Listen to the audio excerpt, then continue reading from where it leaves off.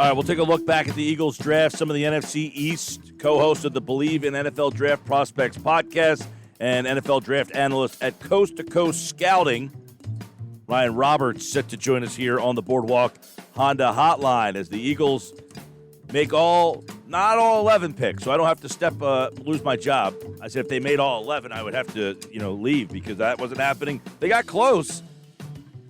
Roseman made a trade late in the day, traded 2-6 for next year 5th, which I don't know why Washington would want to do that. The draft next year is supposed to be a little better. This year was a little light in the late ends, but hey, whatever. And then, of course, they traded from 70 to 73. And a lot of people are talking about that trade as well because they passed on corners in round 2 and 3. So let's get Ryan's take on that as he joins us now on the Boardwalk Honda Hotline here on a Sports Bash Monday. Ryan, what's going on, man?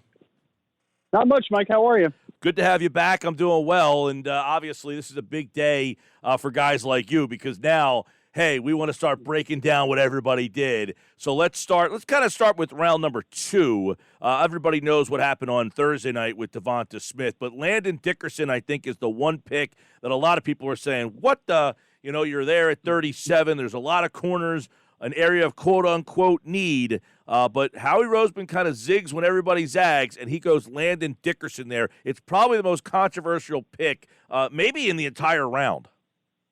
Yeah, it very well might be, and I think there's a couple layers to why it is such a I don't want to say a bad pick because I mean Landon Dickerson is as a football player is probably worthy of an early second round selection. So I think the value is fine just when you're looking in a vacuum. The first issue that I came up with, I mean honestly, everybody wants to publicize the injuries, right? Like he had 4 season-ending injuries and all lower leg injuries, so. I mean, at some point, that attrition's got to be a ton on the body, especially for a 320-plus pound offensive lineman. Like, that is very troubling, not only for the short term, because he keeps getting injured every single year, but also for the long term. Like, how long is this guy going to be able to be a contributor to your football team? So it's troubling in that area. And then the other way is, like, I understand completely why they made the pick because, I mean, we talked about it. Brandon Brooks is coming off of the Achilles, and Isaac Seumalo's solid but unspectacular. And then Jason Kelsey is, he's rumored to maybe be hitting retirement almost every year. So I get the need. I understand why people wanted Landon Dickerson in the building. I totally get it.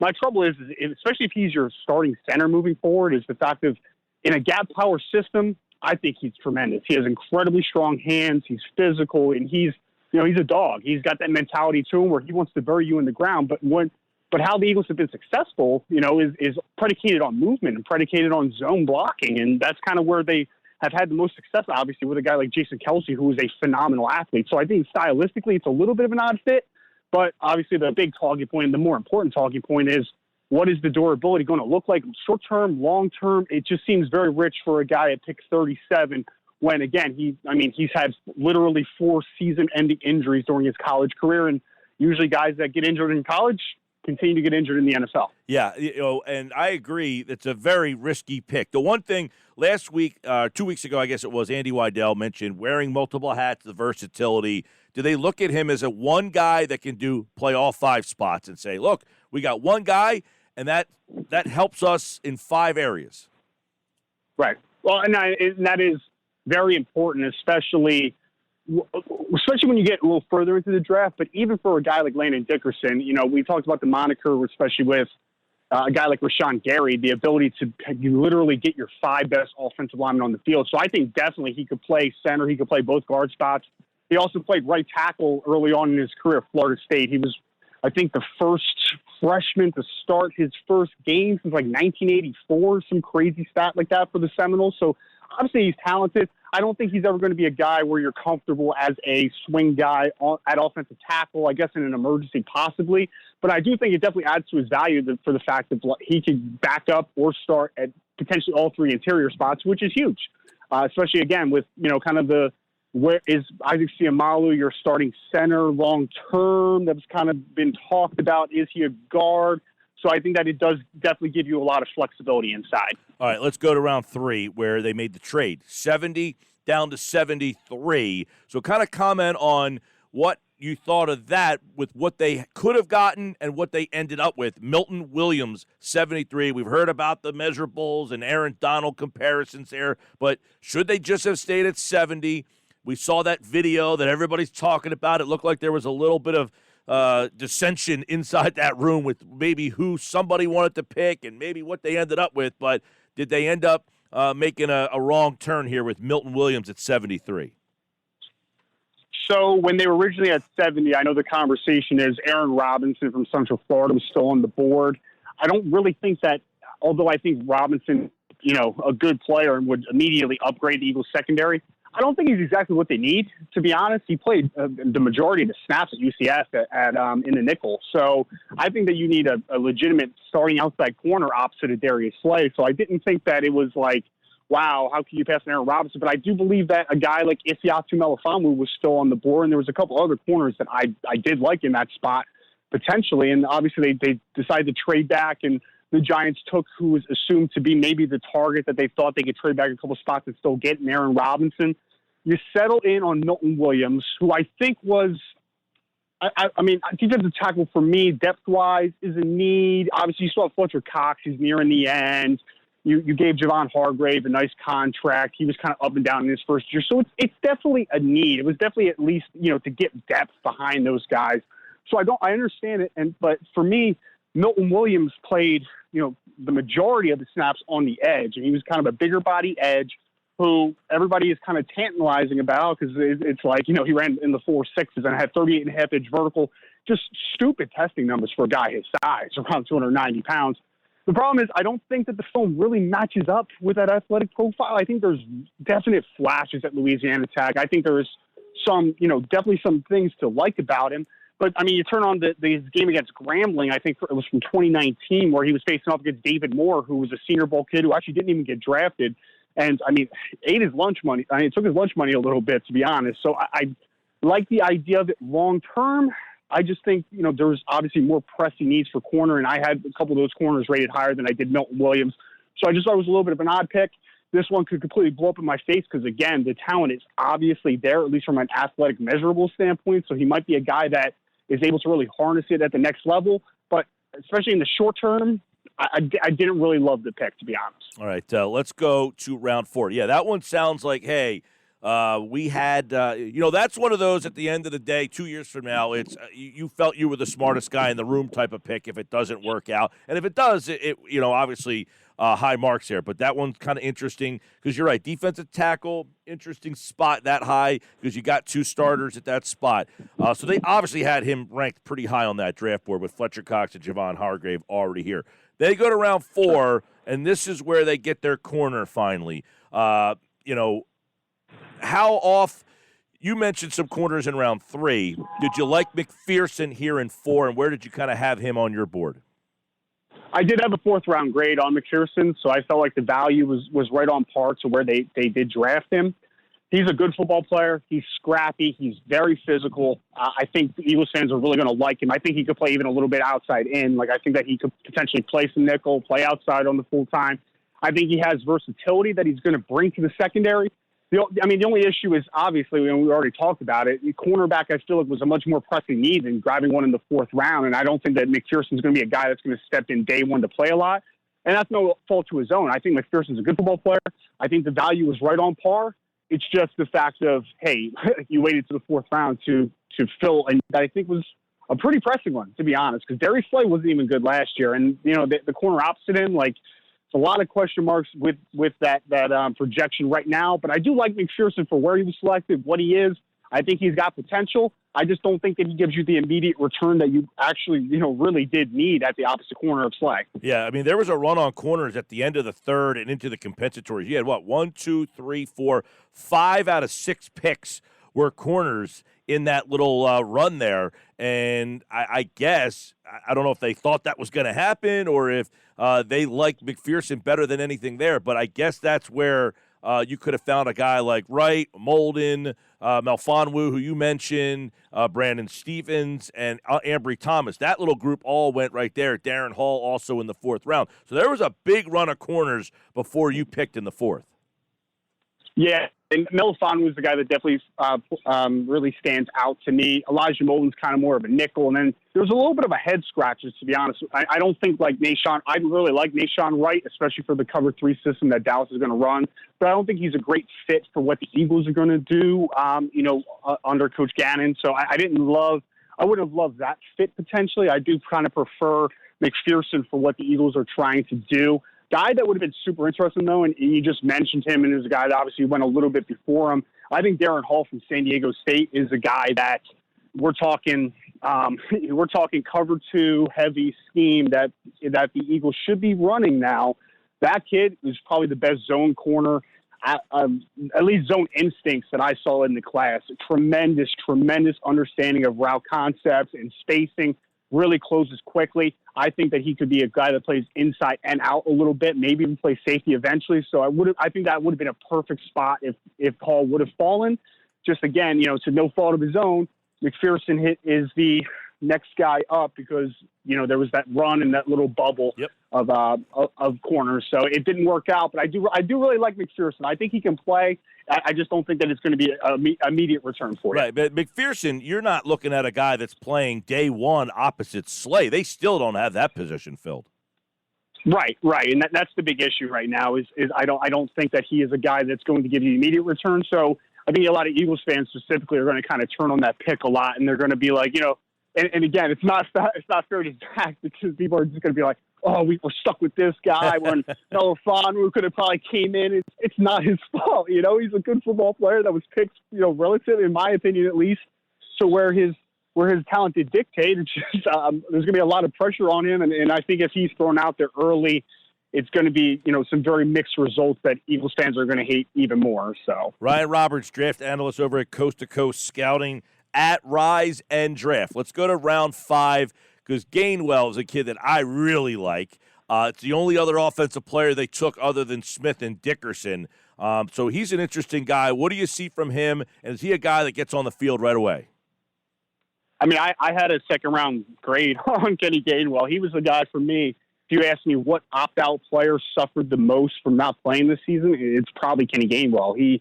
I really do think that he's a talented playmaker that probably would have went on day 2 if he would have had a repeat of what he did in 2019.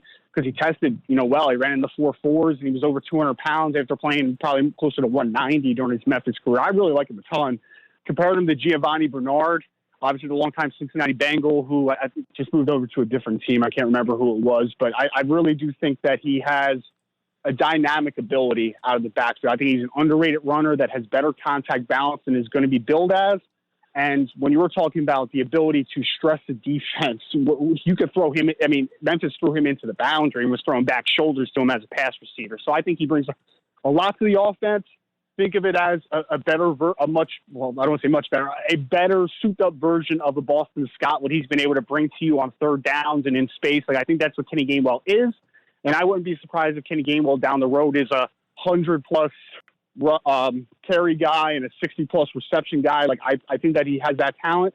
And I do think that him and Sanders' skill sets will mix well together because I think they're a little different, but yet both guys have kind of an all-around game that can both affect the run and pass game. All right. Now, the 6th round, they go defense the rest of the way here. Defense, D-tackle, D-end, kind of safety hybrid linebacker, defensive end.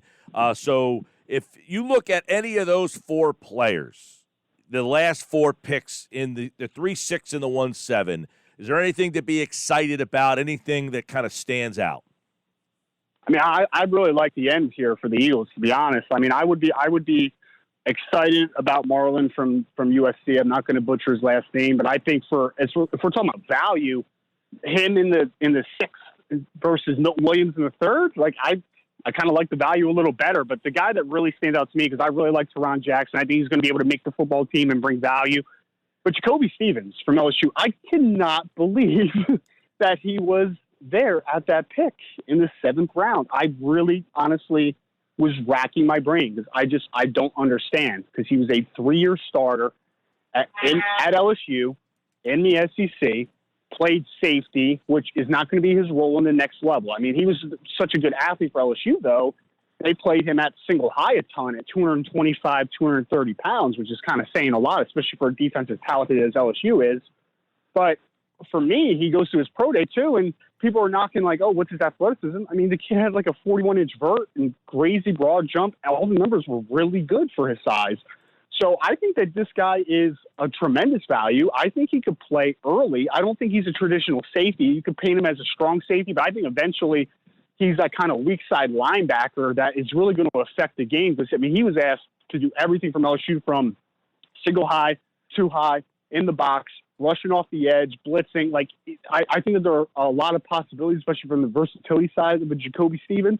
And again, I mean, I interviewed him a couple times, and he was a really well-spoken kid too. So I don't understand why he fell this far, because I thought the film was good, tested exceptional, really smart, really well put together kid who was also a captain at LSU. So I think the Eagles got a tremendous value there. And I wouldn't be surprised if he does have some type of impact, at least on special teams and in sub packages early on.